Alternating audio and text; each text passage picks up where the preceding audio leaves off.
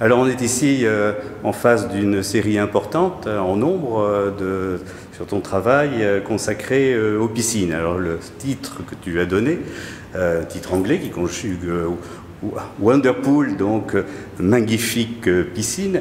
J'aurais voulu savoir comment tu en es venu à t'intéresser à ce motif de la piscine qu'on a l'habitude finalement de traiter, voire traité par des photographes d'architecture avec des superbes villas, de superbes piscines, des eaux bleues, turquoises, etc. Toi non, c'est la piscine verticale en plastique, dans tout ce qu'elle peut avoir de plus, entre guillemets, vulgaire, qui t'a intéressé. Alors, c'est évidemment le hasard. C'est vrai que les piscines, je sais pas quelque chose qui me passionne au départ. À force, j'ai fini par devenir un peu plus spécialiste de mon sujet, parce que plus je me suis focalisé sur ces piscines, plus je me suis rendu compte que je pouvais trouver que ça allait dans des sens qui m'intéressaient. Au départ, c'est une rencontre un peu incongrue, une piscine sur un camion. Et voilà, lors d'un voyage, c'était presque le hasard, dans un contexte un peu désertique.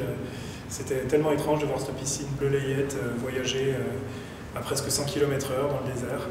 Et ça m'est resté dans un coin de la tête. Et puis ma pratique photographique, en fait, nécessite l'errance. Ça, c'est une certitude. Alors maintenant, il y a une double errance qui n'existait peut-être pas autant au début. Maintenant, j'ai une errance sur Internet. Et une errance dans le réel aussi avec ma voiture. Mais au tout début, c'était vraiment que l'errance en voiture. Alors, c'est sûr qu'en prenant les anciennes nationales, on voyait plus de choses qu'en prenant l'autoroute. Donc, j'avais, à mes débuts, mon cercle de jeu, entre guillemets, était un petit peu plus restreint et j'étais toujours entre Toulouse et la Provence, jusqu'à peu près Marseille. Et c'est vrai que c'est un endroit qui est truffé de piscines. Alors en plus, c'est vrai, moi j'avais beaucoup de plaisir quand je faisais le trajet la nuit, passer par Sète, à l'époque où on longeait encore le littoral. Et ces piscines, c'était comme des apparitions. Et ça incarnait tellement de choses à mes yeux. Déjà, c'est un objet de consommation, mais qui est proche du rêve. C'est quand même on a besoin de beaucoup d'argent quand même pour s'acheter une piscine, y compris les piscines en polyester qui coûtent quand même une coquette somme, même si c'est rien à côté d'une piscine en dur. Et je voyais que ces piscines véhiculaient énormément de choses.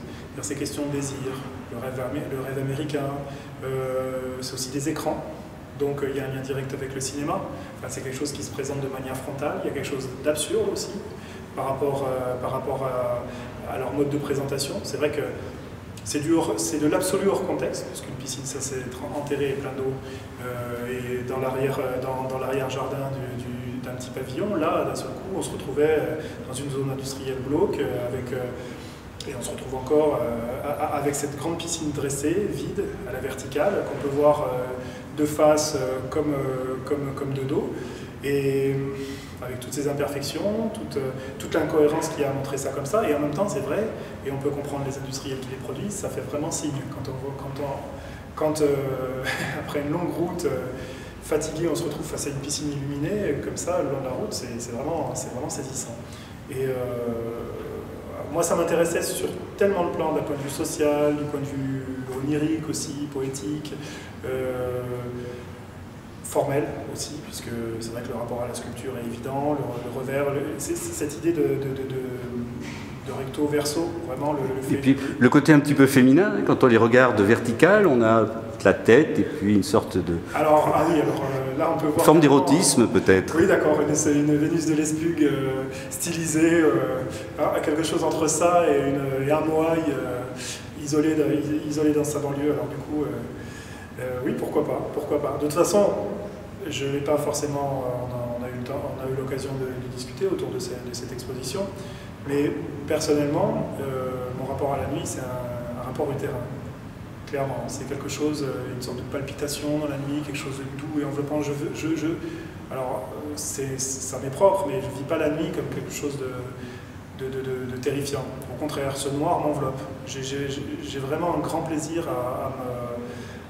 à m'approprier cette nuit. Et puis, c'est vrai que cette solitude, c'est aussi une sensation d'être seul au monde, mais dans le bon sens du terme. C'est-à-dire, c'est mon terrain de jeu. Il m'arrive de gambader en plein milieu de la route pour faire telle ou telle photo, et personne ne vient me déranger. Les quelques personnes qui viennent, bon, il m'arrive de faire de mauvaises rencontres, mais globalement, les gens sont plutôt étonnés, voire amusés, voire curieux par la suite. Donc le rapport au féminin, il est dans la nuit dans son ensemble, pour moi en tout cas. Puis, bon, je ne voudrais pas rentrer dans des considérations qui vont trop loin, mais enfin, la Lune, c'est un principe féminin tout de même.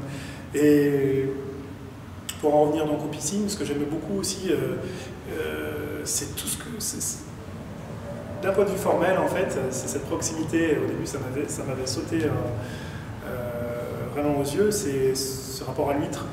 C'est-à-dire vraiment le revers, l'intérieur écœurant de nacre, vraiment sirupeux de nacre, très beau, mais presque trop beau.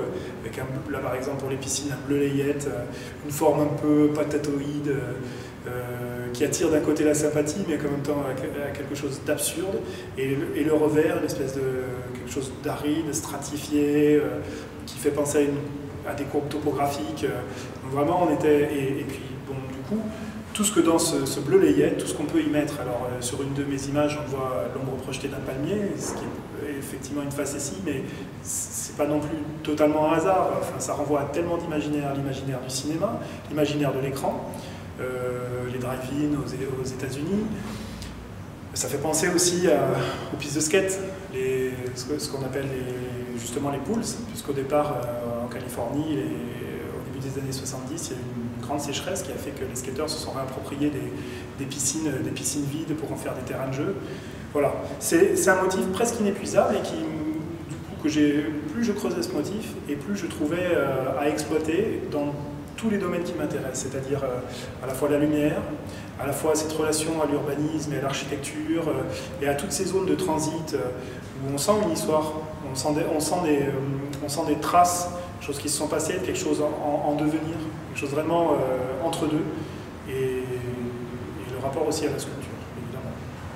Il y a aussi dans ton travail la question du format qui se pose peut-être avec plus d'acuité justement dans cette série Wonderpool, puisque tu varies des tout petits formats, des formats un peu plus importants, ce qui n'était pas le cas quand tu avais exposé, et que tu exposes d'ailleurs, 4 pièces de la série Pose, où là vraiment tu étais dans le grand format. Comment te situes-tu maintenant justement dans ce rapport au format et dans la manière justement dont certaines simèses sont traitées à travers une forme de mise en page, ce qui d'ailleurs est quelque chose qui revient beaucoup en ce moment chez beaucoup de photographes justement qui aiment bien varier les formats et utiliser la simèse comme une page blanche. Alors le rapport à la taille, c'est quelque chose qui obsède les hommes. J'essaye de m'extraire de ces considérations. Donc disons que avec ma première grande série, j'ai pu faire de grandes images, et en plus, vraiment l'idée c'était d'avoir des images immersives, parce qu'elle parlait vraiment du temps passé dans le lieu, plus que du motif lui-même. Et par la suite, c'était aussi le moment charnière où j'ai commencé à faire de la photo numérique. La série Wonderpools, j'ai parlé de cette rencontre fortuite d'un semi-remorque avec une piscine dessus en plein désert, mais c'est aussi, la série Wonderpool, une sorte de prise de notes. Depuis longtemps, je me disais que ces piscines, c'est vraiment incongru, ça me plaisait beaucoup, je ne savais pas ce que j'allais en faire, mais je prenais des photos en numérique qui étaient censées me servir de carnet de notes pour pouvoir ensuite revenir faire des photos à la chambre. Très vite, je me suis rendu compte que c'était un peu laborieux et que je n'allais pas de toute façon faire 15 fois le tour de la France d'un bout à l'autre pour retrouver les piscines que j'avais prises en photo, sachant que finalement je me suis rendu compte aussi que ça bougeait beaucoup plus vite que je pensais, que des piscines étaient enlevées, d'autres ajoutées, enfin voilà. Et donc j'ai décidé d'utiliser le numérique comme outil principal.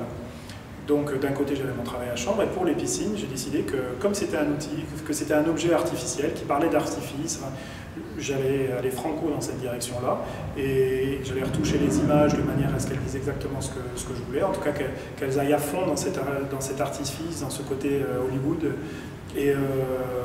et du coup le numérique avait quand même ses limites, et puis les moyens aussi, et donc par extension l'appareil que j'utilisais avait ses propres limites en termes de résolution, en termes aussi, c'est vrai que le numérique a énormément évolué, mais l'évolution du grain, par exemple, la nuit, c'est vrai que quand on fait des photos de nuit, le capteur chauffe, et ça fait ce qu'on appelle du bruit thermique, donc des espèces de petits moutonnements, c'est très, très compliqué à gérer.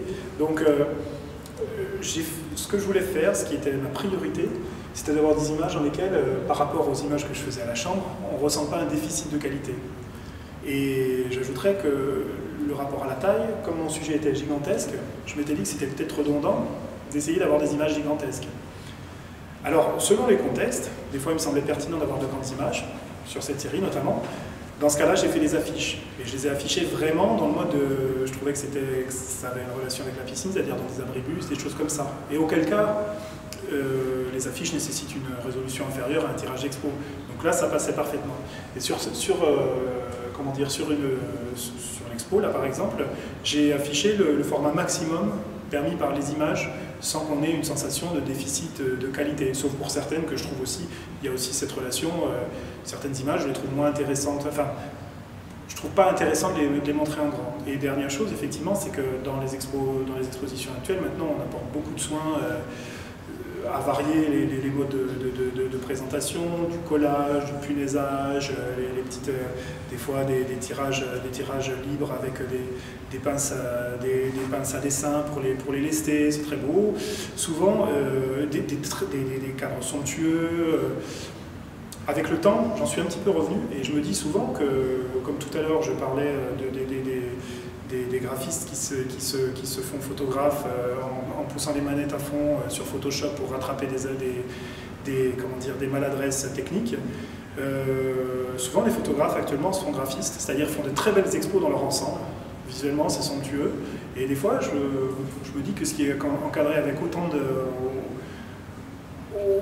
de qualité, c'est des fois un peu creux. Donc je fais attention quand même à la taille de ce que j'expose en me disant d'abord le principal c'est l'image. Je ne veux pas de déficit. Effectivement, là, sur cette série des piscines, il y avait un côté un peu fun de présenter de manière éclatée les images, en fonction de leur qualité, en fonction de ce qu'elles avaient à montrer, de la richesse en détail, de varier les formats. Mais sinon, en général, j'ai même pris un malin plaisir, par exemple sur la série Lumière Noire, à faire des petites images des colliers, enfin j'exagère, mais avec la petite marge blanche, parce qu'à un moment donné, ce qui comptait, c'était aussi l'image. Et si je dépensais la quasi-totalité de mon budget sur des encadrements, ça posait quand même problème. Bien, merci Johan, je te souhaite une bonne exposition qui a déjà eu beaucoup de succès puisqu'on n'a jamais fait autant d'entrées et de public au moment du vernissage, donc bonne continuation. Merci.